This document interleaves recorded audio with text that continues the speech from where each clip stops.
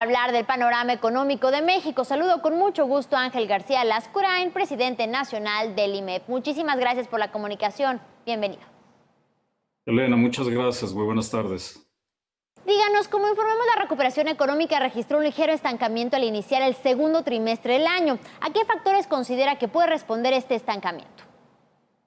Claro que sí. Como bien comentabas, diversos indicadores habían mostrado mejoría durante los últimos meses, como producto de la reanudación de actividades, del incremento en la demanda externa, principalmente de Estados Unidos.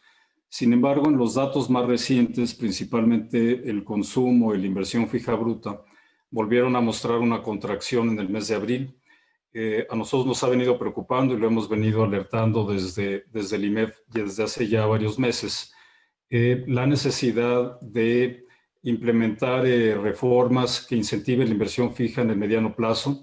Nos parece que México, más allá de lo que es el rebote inicial después de la pandemia y como mencionaba la reanudación de actividades, estamos perdiendo capacidad de crecimiento potencial de la economía en el mediano plazo. Y principalmente esto se debe a que las reformas estructurales que se habían aprobado para atraer inversión pues se han estado revirtiendo y no se están llevando a cabo otras reformas para impulsar la recuperación de la inversión. Nos parece que el país requiere urgentemente de un plan pues amplio, suficiente, profundo, para apoyar un crecimiento económico más elevado y sostenido con la participación de la inversión privada, y ello redundará también pues en la generación de empleos bien remunerados que contribuirán, por supuesto, a elevar el consumo, que también es otro indicador que se ha venido debilitando. Y en el caso de la inversión fija bruta que cayó en abril, ¿de qué dependerá entonces que recupere esta racha positiva en la que estuvo durante por lo menos 4 meses consecutivos? Bueno, la recuperación realmente fue marginal. Hubo algunos meses de crecimiento marginal, pero el dato de abril todavía sitúa los niveles de inversión en el nivel de marzo de 2011. La inversión ha venido deteriorándose, bueno, ya por unos 2 años aproximadamente, y eso se debe a la falta de condiciones propicias para poder planear proyectos de inversión con una visión de mediano y de largo plazo.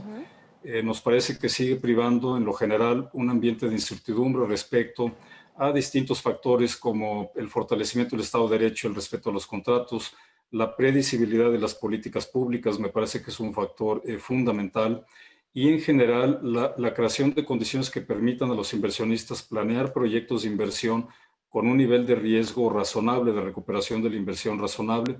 Sigue habiendo imponderables respecto a estos factores en el mediano plazo, y eso tiende a inhibir la inversión.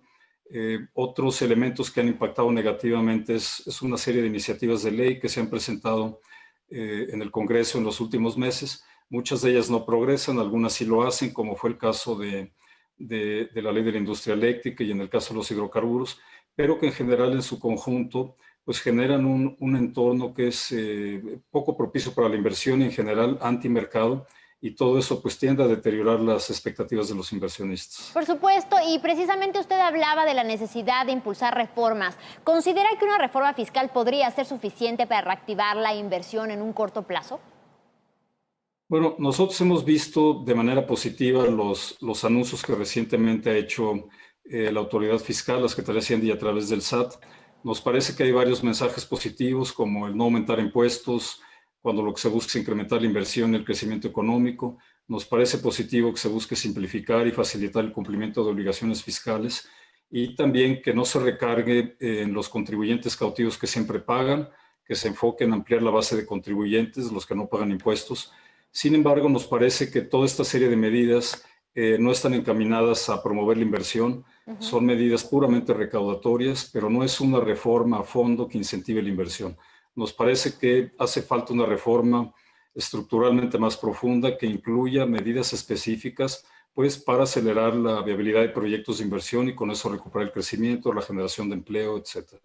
También ya lo decíamos, según Citibanamex, la inflación podría alcanzar un crecimiento anual de 5.60% al cierre de este 2021. ¿Preocupa esta inflación y de qué dependerá entonces poder controlarla en plena crisis económica, por supuesto, derivada de esta crisis sanitaria?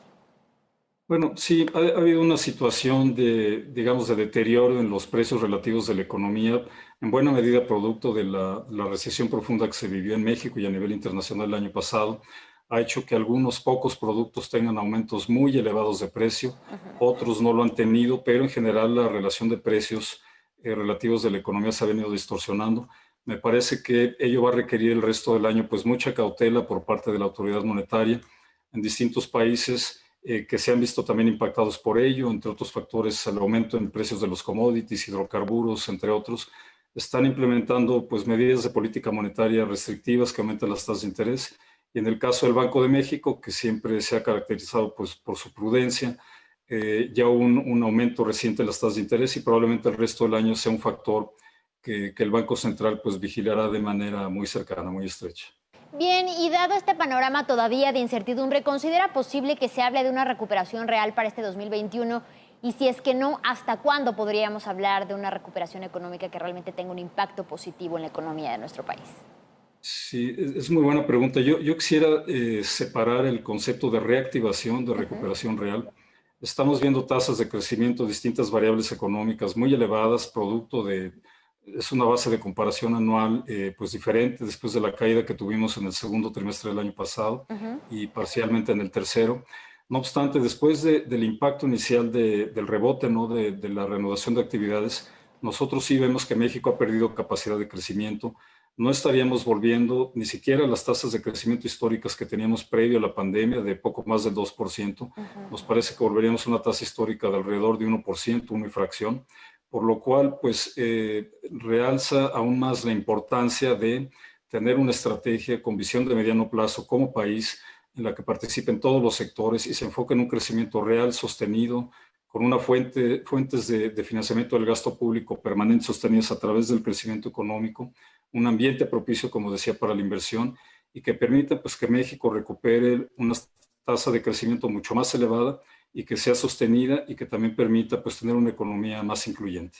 Por supuesto, Ángel García Lascurain, te agradezco muchísimo por el análisis y ahí está el llamado, por supuesto, a hacer esta diferencia entre reactivación que inició a partir de la reapertura de las actividades económicas de nuestro país, pero la recuperación que todavía está en camino y para lograrse hará falta llegar a los niveles prepandémicos todavía, probablemente, como bien señala, 1 año o 2. Mientras tanto, también el llamado para que esta reforma fiscal sea todavía más robusta, a que realmente pueda tener un impacto positivo en la economía mexicana. Gracias nuevamente y muy buena tarde.